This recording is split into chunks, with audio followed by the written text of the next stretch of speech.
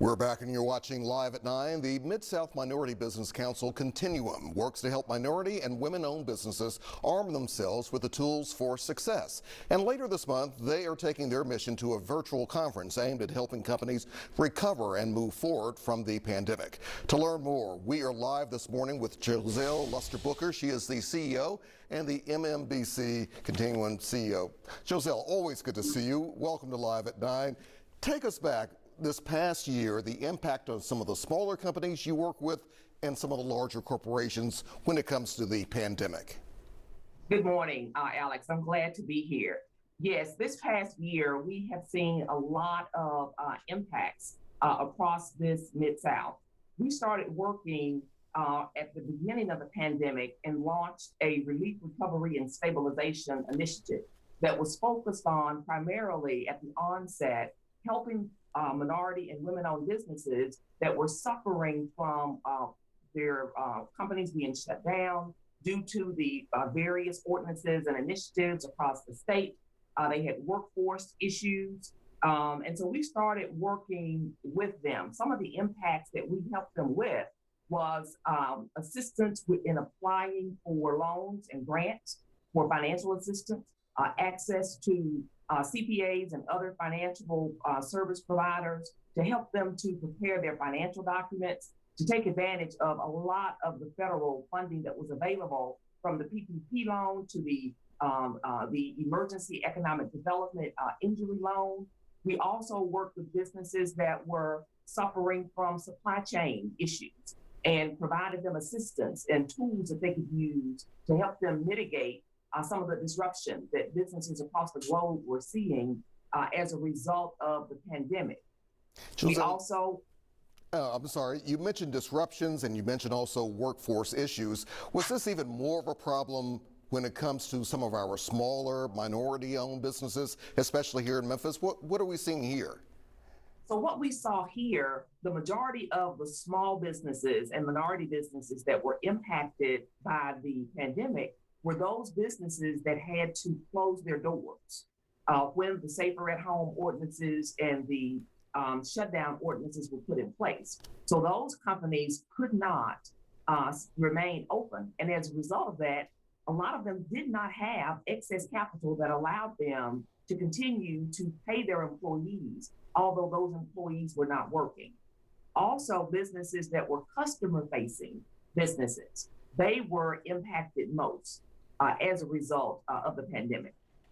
So where do we go from here, and what tools do you help some of these suppliers or smaller companies use to really kind of beef things up to make sure that they're able to survive, perhaps?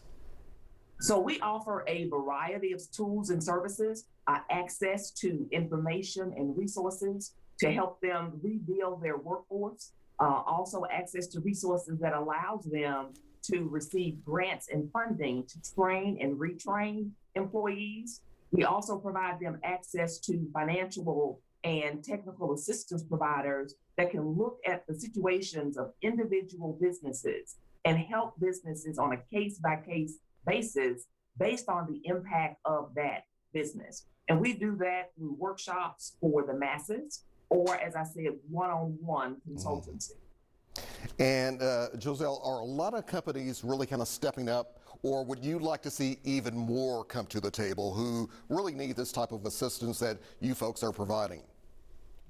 I would like to see as many businesses as possible in this community take advantage of these benefits and these resources. I mean, I don't think I've seen a time in the last few years when we've had the amount of resources that have been made available to communities through funds that are providing access to services.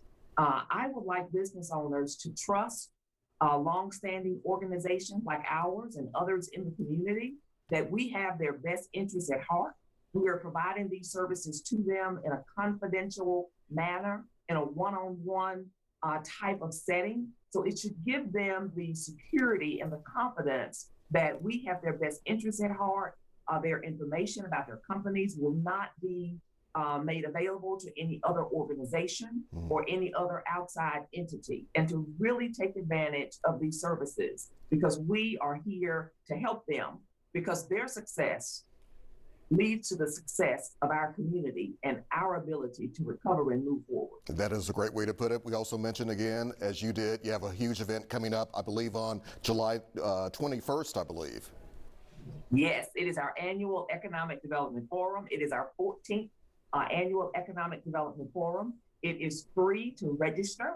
We are encouraging businesses, individuals, community organizations to tune in, grab your virtual seat and your favorite device, and to take advantage of this one-time opportunity.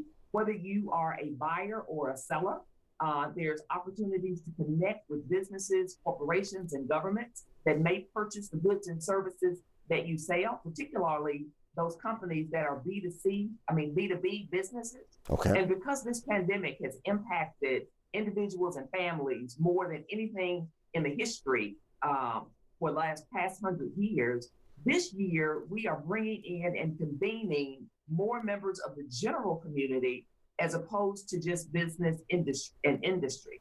So everything that we're providing this year is to help us as a community to be able to move forward. So regardless to what you do in the community, if you're a business, if you're a mom, if you're a community leader, if you are an organizer or an elected official, we have something for you that is going to help you on this journey to recovery and resiliency. Joselle, thank you very much. We appreciate it. And hopefully a lot of people will be stepping up because you're reaching out to so many different folks here. Thank you very much. Good to see you.